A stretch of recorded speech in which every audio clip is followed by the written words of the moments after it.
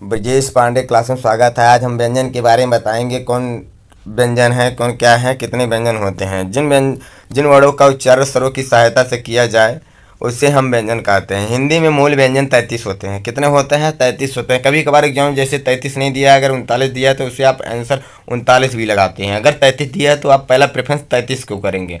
स्पर्श व्यंजन कितने? स्पर्श व्यंजन 25 होते हैं, क वर्ग से लेकर म वर्ग तक। क्योंकि आपको हम एग्जाम में ऐसा सब्जेक्ट बता रहे हैं, ऐसा क्वेश्चन बता रहे हैं, आप सिर्फ वैसे देखेंगे तो आपको याद हो जाएगा।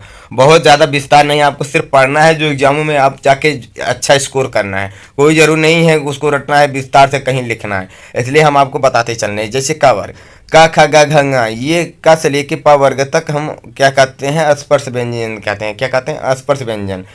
जैसे क ख ग घ, ये कंठ से बोले जाते हैं। च छ छ ज झ ञ, ये ताल से बोले जाते हैं। ट वर्ग ट ट ठ ड ढ ढ, इसे मूर्धा से बोले जाते हैं। त वर्ग इसे दंत ता था दा धा ना, दंत का प्रयोग होता है। प वर्ग इनका उच्चारण स्थान ओष्ठ होता है। एक बार आप फिर से देख लीजिए। क वर्ग क्या है? कंठ। च वर्ग तालु। ट वर्ग मूर्धा। त वर्ग दंत। प वर्ग ओष्ठ होता है। और स्पर्श संघर्षी व्यंजन च छ ज झ को स्पर्श संघर्षी व्यंजन कहते हैं। और ट ठ ड ढ ढ को हम कठोर व्यंजन कहते हैं। जो कठोर व्यंजन यहाँ वीर रस में प्रयोग किए जाते हैं अधिकतर। और पांचवा जो पंचम अक्षर होता है ङा ड़ा या न मा, ये सब नासिक के व्यंजन से बोले जाते हैं। अभी हम आपको बताने जा रहे हैं, बहुत इंपॉर्टेंट प्रश्न है। स्पर्श व्यंजन, ये इस स्पर्श व्यंजन को हम वर्गीय व्यंजन भी कहते हैं। और क ख ग घ का वर्ग से लेके म वर्ग तो स्पर्श व्यंजन कहते हैं। ठीक है।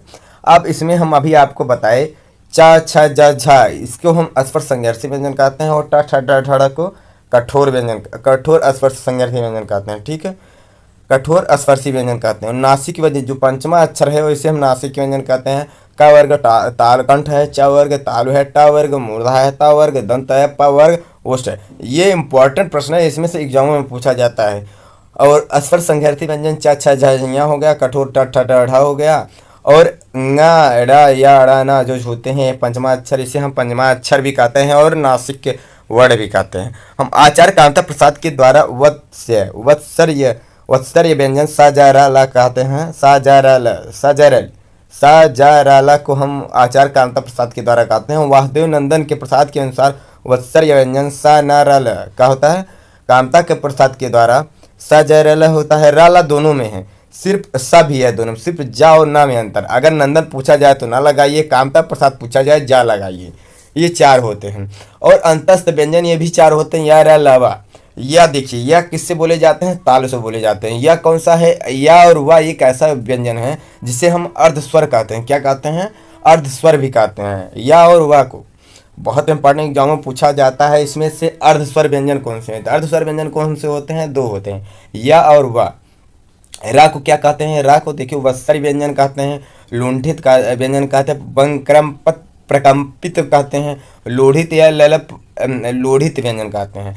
ला को क्या कहते हैं? ला को वत्सर्य व्यंजन कहते हैं और पार्श्विक व्यंजन कहते हैं। एक बार फिर से हम रिपीट करते दे रहे हैं। या को ताल और अर्धस्वर, रा को वत्सर्य लुंठित प्रकंपित लोढ़ित, ला को वत्सर्य और पार्श्विक कहते हैं, और वा को दंतोष्ठ और अर्धस्वर कहते हैं। अगर ये आपको अच्छा लगे तो लाइक एंड सब्सक्राइब करिएगा और अपने मित्रों को शेयर करिएगा। अंतस्थ व्यंजन क्या होते हैं? या रा ला वा होते हैं, ये चार होते हैं।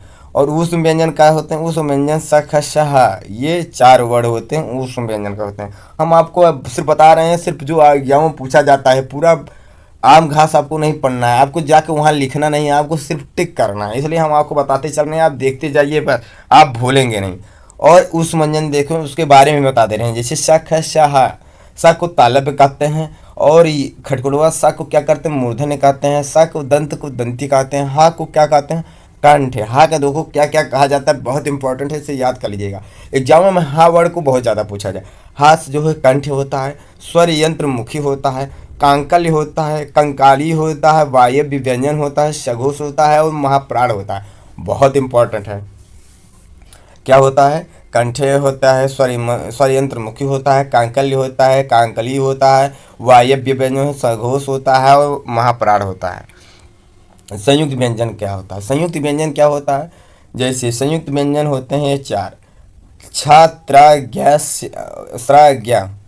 का और आधा का और स मिलके छ का निर्माण होता है, जिसे जो कक्षा लिखा जाता है।